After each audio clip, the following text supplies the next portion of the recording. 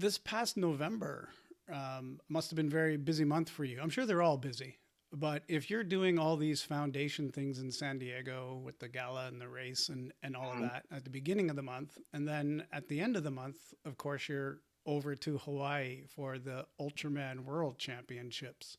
Yes. Um, when did you first cover that event, and how many times have you been there?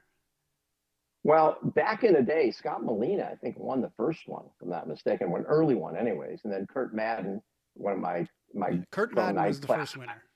Was Kurt the first winner? Yeah. Okay. So what was Molina? What was he? I'm, I would have to Okay. So check the stats. yeah. So but Kurt was one of those funny guys because when he did Ironman in 1980, he finished seventh.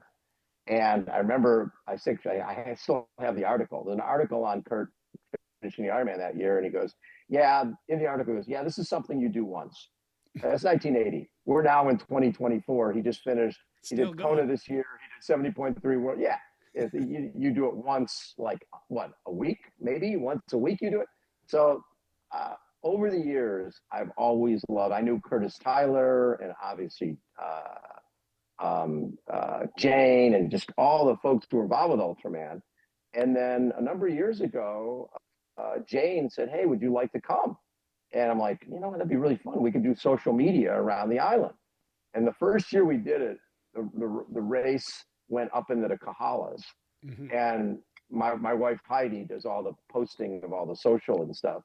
And so we're in the Kahalas. I get out of the car and do a report. And the wind was so bad it could barely open up the car door, and you couldn't hear a word I said right in the stand up.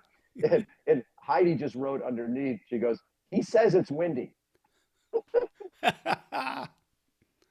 And that just sort of touched a nerve, and we started getting really really nice response on the fact that we were there and we are covering this really fun event. And it's think about it, you come around a corner and there's the legend Steve King sitting on the back of his rental car, Yeah. talking, telling you what's going on in the race. And then you've got, this year we had Michelle Vesterby, who's been, I think she for best was fourth place in Kona, but multiple time top 10 finisher in Kona, just recently, retired. Then Jen Annette, who we met at Challenge Penticton Right. years ago. So, he had these two wonderful women. And, the thought was beforehand, you know, they could win overall. Oh yeah. Somebody could win overall. And then as it played out, and you said, sort of ultra moms dominating and winning each day. They won all 3 days. Michelle won the swim and the bike on day one, and then day two was a 171-mile bike ride that Jen won and made up some of the ground, and then she made up another 6 minutes or so in the first marathon on Sunday, and then just Michelle's second marathon I think was close to 4 hours. And so Jen ran 3:22 and 3:24. That's unbelievable. Hmm. But just seeing that, and Simon Cochran, Yeah, the year Rob, before, Simon setting that blistering world record in right? Australia. Yep, yep. And he wanted to do the same thing. He wanted to break the course record and do the same thing in Kona. And just, to me, because I think my viewers can relate to something that's on the Ironman course. Right. And when you start talking about, okay, guys, we're here at the beginning of the Ultraman swim. And you know how your swim goes out a mile and 1.2 and turns around, comes back? This goes to the outrigger. All right, this goes 10K.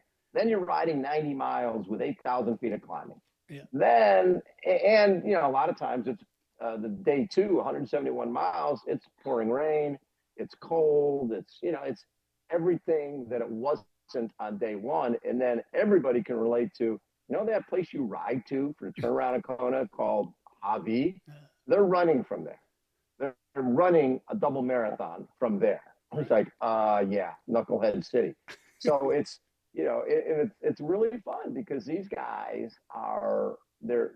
There's no prize money, right? Yeah. It's I'm doing this to spend time with my family. I'm doing this. It's about as altruistic and as pure and as raw as it gets, right?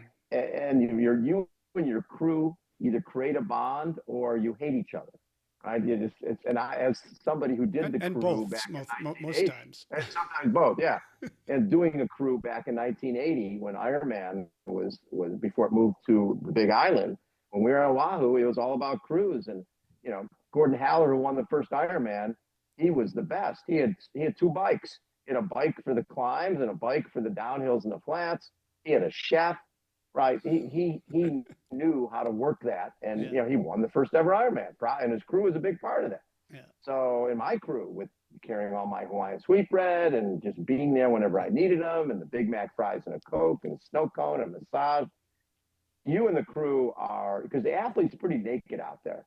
They're out there by themselves, and then here's your lifeline, your crew that's there to help you and get you whatever you need. And when you got a fine-tuned crew, the athlete doesn't have to worry about anything except turn the pedals, and then the swim. Having, like Michelle had, they had local paddlers, and a local That's paddler big makes in a Hawaii. huge, Yeah. huge. She gained a lot of ground the last part of the swim because I think her paddler took a better line. Mm. Yeah, So yeah, that's we love the cruise, and we love just the whole thing with the photographer Matthew is wonderful, and just every aspect of it. Cheryl and David. It's a family. It really is Ohana, right. and that's what I like about that event. It's special, and any opportunity to go to the Big Island is an opportunity we're going to take. Hmm. And with the story this year of Michelle racing against Jen, Yep.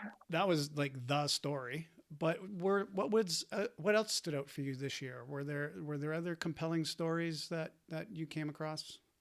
You know what? I mean, I love all the athletes, but it was so compelling to me that you had two moms, and this is coming off of Chelsea Sodaro becoming the second ever mom. Natasha Batman won Ironman as a mom, but the second ever to win the Ironman World Championship as a mom. There's just something special about that. Now, obviously, Jen's kid is older, and Michelle's got two youngsters, which is a difference. Right. Definitely more impactful when you got young kids. But just seeing the joy for both of them, you'd think that you see some grumpiness, and those are long days. But every time we'd see Jen and Michelle, it's like they were just so excited to be doing what they love. Yeah. Okay, I'm not worried about, gosh, prize money, or I got to go to this meeting or that meeting. It was just